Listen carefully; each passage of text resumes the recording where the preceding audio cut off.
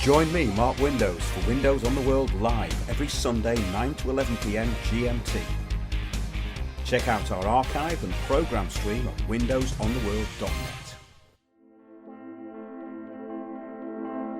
I'm Piers Corbyn from Weather Action Long Range Forecasters to explain the 6-point challenge we and others are putting to the United Nations Intergovernmental Panel on Climate Change, the BBC and Al Gore.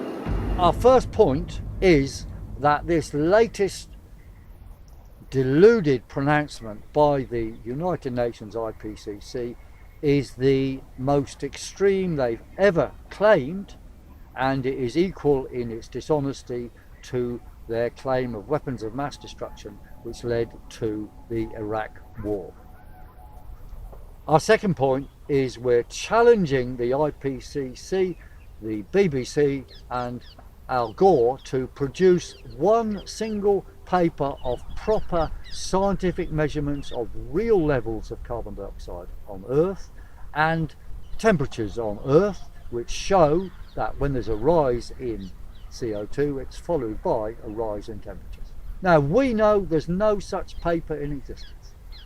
They just have models of nonsense. We're giving them to December the 1st to come forward with a paper. And then we're going to have a meeting on December the 20th to see what they've got to say. Third point, real satellite data measurements now show the world is cooling, whereas their data, which is fraudulently adjusted, claims they are rising. Reality will show them wrong. Fourth point, they should pay attention to their own World Health Organization, which has announced that millions of people a year die in the world from climate and energy policy. The high prices people have to pay are brought about by their climate change policies. This has to stop. The fifth point is that behind the scenes, the United Nations actually admit that their policy on climate change is nothing to do with environment or science. In November 2010, Ottmar Edenhofer, the co-chair of an IPCC working group, said, "The idea that this has got anything to do with environmental policy is just not true anymore. It's a political agenda." The sixth point we make is that carbon dioxide is good for the world. It's the gas of life. It helps plants grow better. We want more CO2, not less. Thank you.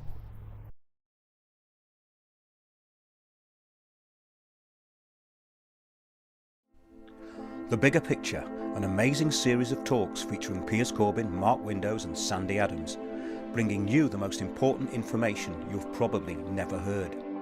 There is a bigger picture going on behind the repetitive mantras of change, regeneration, diversity, vibrant communities and sustainability.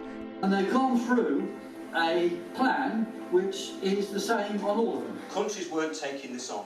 They just weren't. It was too much trouble. And something happened at the Johannesburg conference in 2002. The corridor of power and control, decoded and explained. The point is, a lot of these operatives don't know about Agenda 21. They just, that's what that council did, and this is what the Association of London Authority says we ought to do, so let's do it. And the community. You just close down day centres, close down playgroups, create traffic problems. Okay. And destroy meeting places. Aylesbury Estate, the first thing they did once they decided to demolish was knock down the community centre in the middle. I mean, I used to belong to the Ecology Party years ago, and that was real environmentalism. This has been hijacked. It's a Trojan horse. They want to treble housing density and put flats for sale where not a single tenant on the flats in Danebury Avenue overlooking the park is allowed to return to a flat in Danebury Avenue overlooking the park. Not one. Well, there you are. That's what the Club of Rome actually put in this report. It was their plan to make humanity have a common enemy. They thought global warming would fit the bill. Labour, Conservative, Green, Liberal, it doesn't really matter, because none of them are going to address the main issue of what this is about, because they can't, because it's above them. Did you know that in 2018, 64% of populations in so-called democracies state their governments rarely or never act in the public interest? Lie one, lie two. There you go. Lie one would be atheism, lie two is organised religion. Okay, so let's have the extreme left and the invented far right. UK think tank Demos. The new democracy will work with a combination of government open infiltration and citizen groups taking direct action. Change agents breaking down, you know. Oh no, I've got to go on another course after this, you know. Where there's a problem, there's a solution. Because it means that anyone who gets one of those forms does not have to sign it. And they've stopped it now, right? They've given them back to the council. So that affected hundreds of thousands of people. If you engage with this stuff and learn a bit of it, it's remarkable what you can do. And I'm going to give you some more examples of that as we go along.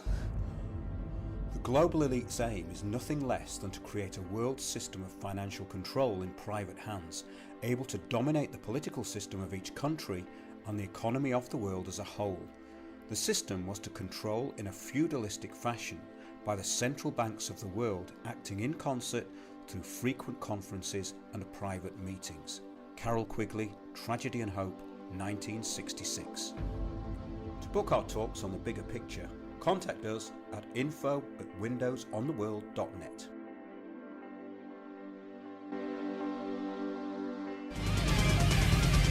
Join me, Mark Windows, for Windows on the World live every Sunday 9 to 11 PM GMT. Check out our archive and programme stream at windowsontheworld.net.